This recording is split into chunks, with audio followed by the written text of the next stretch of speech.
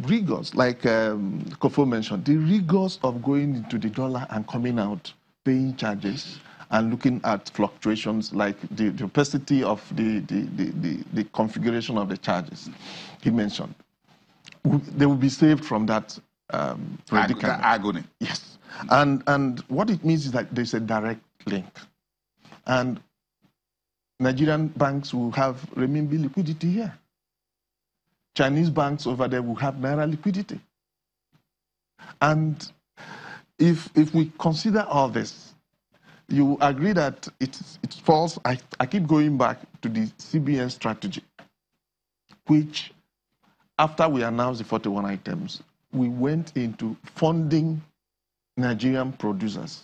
Now, we are now opening the market for those producers to be able to import first, intermediate goods, raw materials, and machines, and then export improved and processed raw materials to China. We need to produce more. Of course. And that's what some of the quote-unquote critics or comments are, that we need to produce more non-oil so that even this renminbi swap would benefit us the more. That's basically what it is.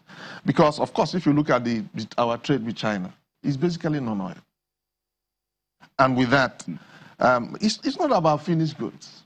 So the central bank has put this on the table. Yeah.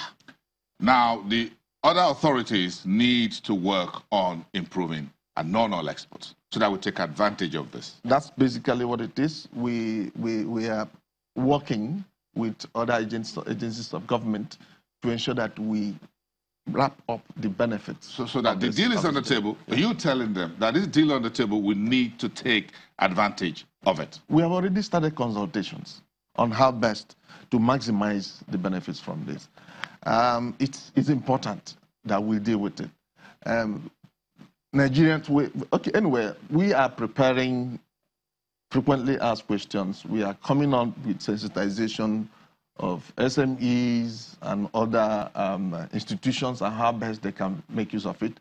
The big manufacturers are also into this. We want Nigerians to take advantage of this. People talk about the fact that we import a lot from China. Yes, because of the structure of our economy. But this deal will provide an opportunity for us to turn it around, begin to produce and create jobs. International trade is underpinned by a principle that everybody knows, comparative advantage. Simply put, it is how do you use what you are good in to maximize your benefits of trade. If we cannot produce machines and export to China, we can at least produce what they need and make use of this platform that the swap provides. The 41 items you said is not, it should not be allowed on this. The 41 items are those items? The items that we can produce here.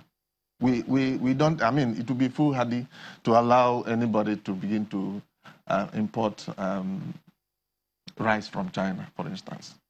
It can't happen on that. That doesn't look like it. But again, this deal was done at a 305 to $1 and not the NIFEX 338.7 to $1.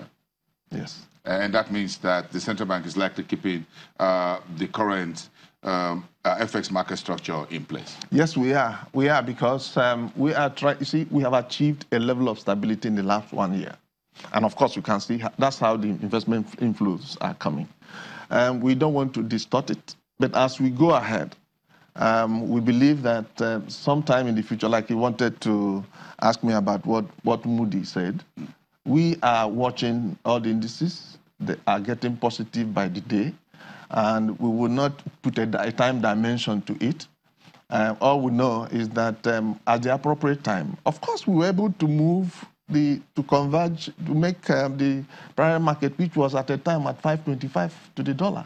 We were able to bring it to converge with BDC rate, with to come a lot more closer. Yes. Perhaps to this distance between you and I.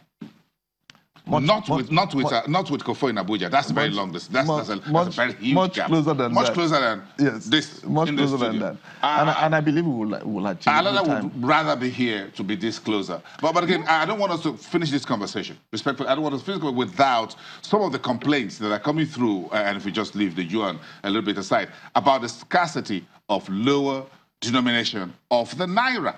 I thought you were going to limit this to currencies. No. Anyway, I'll allow Kofo have the last word there. But where is this? Why don't we have it? Folks are complaining. Okay, we have received those complaints too. We've been working on it.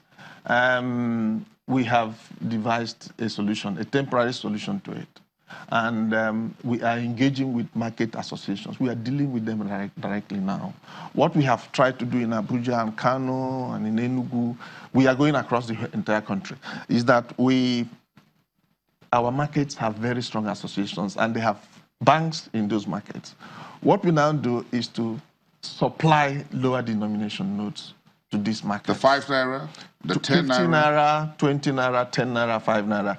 We supply to them, they get us into those banks that got branches in the markets. We meet, first of all, engage the market associations, and we move it into their accounts in those banks. And they issue them to their members with the serial numbers. Who has accounts? Yes. No, they can actually pull it out from there, from their joint account, and distribute to their members under the supervision of our... So if we have Market Women Association of XY market in Nasarawa, for example, and then they can pull maybe 10, 20,000, 400,000 down in those small denominations and distribute among members. And we try to ensure that they don't go to hawk them. You can go on, just go on our youtube.com/channelsweb for that full interview on the currency swap and, of course, the Naira lower denomination scarcity. Let's come back after the break. We have a very interesting conversation about the state, or rather, the poor state of Nigeria's infrastructure, live here in the studios.